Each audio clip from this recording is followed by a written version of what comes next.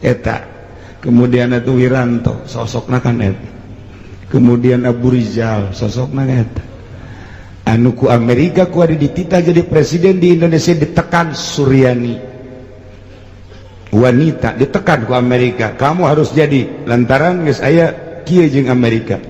Walaupun bagian sedangkan kan eta kena kasus lumpat ka ditu teh kapan eta teh kena kasus nyana teh titah turun ke Indonesia supaya jadi presiden, tanggung jawab urang kabeh. Ayo coba tah eta kos gitu. Sementara SBY hayang jadi presiden deui minta dukungan ka kiai. Ayo coba mun teu presidena nu naek pabajikanana deuk jadi naon negara urang. Ulama sakada nyaritakeun geus aya 10 anu sing kaliweur hayang jadi presiden teh di luhur sing kaliweur, sing suliweur teh sing kaliweur.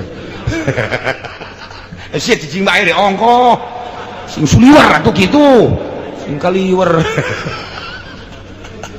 10 geus aya 10 sing kuliweur nu hayang jadi presiden. Masya Allah sosokna nu kos kararitu. Sedih kula mah. Sedih kula mah kahareupna bakal kumaha ieu bangsa. Urang teh bagian daripada rakyat Indonesia boga hak.